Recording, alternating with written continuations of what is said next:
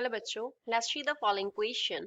Find the condition under which the charged particles moving with different speeds in the presence of electric and magnetic field vectors can be used to select charged particles of a particular speed. Question में हमें पूछा है कि हमें वो condition बतानी है जिसके अंडर चार्ज पार्टिकल जो कि डिफरेंट स्पीड्स पे मूव कर रहे हैं under the presence of electric and magnetic field vectors, वो हम कंडीशन को यूज कर सकें एक ऐसा चार्ज पार्टिकल सेलेक्ट करने के लिए जो एक पर्टिकुलर स्पीड के साथ मूव कर रहा है. So first of all, we will talk about the key concept used in the question. इस question में क्या key concept हम apply करेंगे. तो first इसमें हमें चाहिए इलेक्ट्रिक फील्ड, इलेक्ट्रिक फोर्स का magnitude, electric force, electric field की वजह से जो मैग्नेट फोर्स एक्ट करेगा वहां पे electric force, suppose F E vector से हम उसे डिनोट कर रहे हैं तो उसके लिए फॉर्मूला होता है क्यू ई वेक्टर. तो उसका जो मैग्नीट्यूड होगा एफ ई वेक्टर का magnitude that is equals to F E, वो किसके इक्वल होगा, क्यू इंटू ई के इक्वल होगा. Q जो है वो यहाँ पे डिनोट कर रहा है चार्ज को एंड E जो है वो यहाँ पे डिनोट कर रहा है इलेक्ट्रिक फील्ड को, इलेक्ट्रिक फील्ड को डिनोट करता है. सेकंड, मैग्नेटिक फोर्स के लिए फॉर्मूला, मैग्नेटिक फील्ड के अंदर क्या एक्ट करेगा, मैग्नेटिक फोर्स एक्ट करेगा. तो मैग्नेटिक फोर्स को सपोज हम एफ एम से डिनोट कर रहे हैं तो एफ एम वेक्टर के लिए फॉर्मूला होता है Q into V vector cross B vector.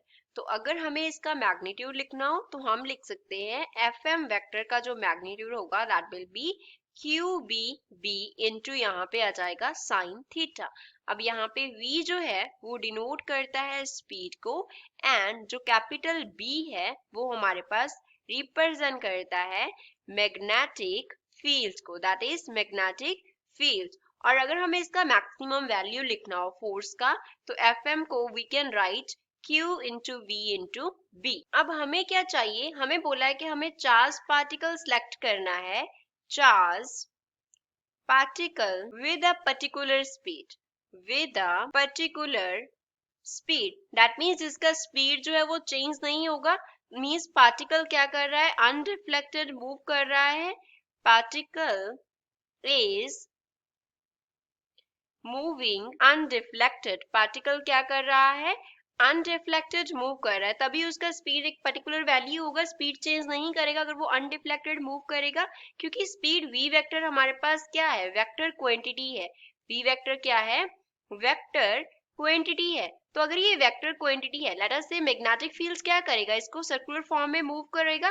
Magnetic field क्या करेगा, मैग्नेटिक फील्ड की वजह से particle will move in circular path, particle circular path में मूव करेगा. तो इसकी वजह से सपोज ये हमने सर्कुलर पाथ जो है वो बना लिया, तो इस पॉइंट पे स्पीड का जो डायरेक्शन है वो इस तरफ होगा v वेक्टर, इस पॉइंट पे स्पीड का जो डायरेक्शन है वो v वेक्टर इस तरफ होगा, और इस पॉइंट पे स्पीड का जो डायरेक्शन है वो इस तरफ होगा. तो अगर डायरेक्शन चेंज करेगा वेक्टर क्वांटिटी का, दैट मीन्स जो स्पीड है वो क्या हो रही है, चेंज हो रही है, लेकिन हमें स्पीड का पर्टिकुलर वैल्यू चाहिए. सो कंडीशन इज, हमारा जो कंडीशन है वो क्या होना चाहिए, दैट particular, that जो particle है, particle moves with a particular speed, means particle moves with, or we can say particle moves undeflected. particle undeflected move होना चाहिए. तो undeflected move कब होगा, जब मैग्नेटिक फोर्स जो है वो इक्वल हो जाएगा इलेक्ट्रिक फोर्स के, मैग्नेटिक फोर्स इक्वल हो जाएगा किसके, इलेक्ट्रिक फोर्स के, तब वो दोनों क्या करेंगे, कैंसिल आउट हो जाएंगे. मैग्नेटिक फोर्स जब इलेक्ट्रिक फोर्स के इक्वल हो जाएगा तो मैग्नेटिक फोर्स हम कंसिडर, उसका मैग्नीट्यूड हमने लिया QBB, उसका मैक्सिमम वैल्यू, इलेक्ट्रिक फोर्स का वैल्यू E इंटू ई है हमारे पास, Q इंटू ई है, दैट इज Q इंटू ई. तो यहाँ से हमारे पास क्या रिलेशन आ गया, B into B is equals to E. That means हमारा कंडीशन बन गया E अपॉन B. ये हमारे पास क्या हो गया, रिक्वायर्ड कंडीशन हो गया. I hope you understood well. Thanks.